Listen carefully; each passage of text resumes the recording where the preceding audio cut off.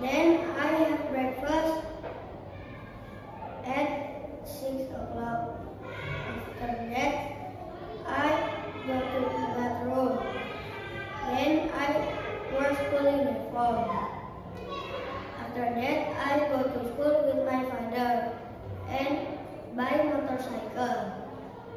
I go straight to school. I go to class. I start studying at 8 o'clock. After that, I pray dua and read Al-Quran. I start studying at 8 o'clock.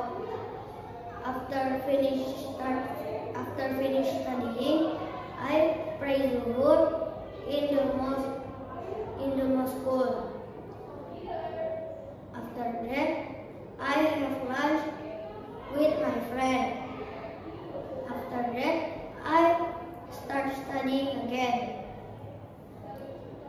Then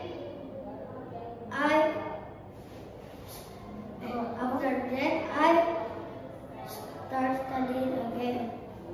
Then after finish studying, I pray Asar at school mosque. After that, I go home with my father. After that, I play football with my friend. Then I go home. I go straight bathroom. Then I pray Maghrib with my father.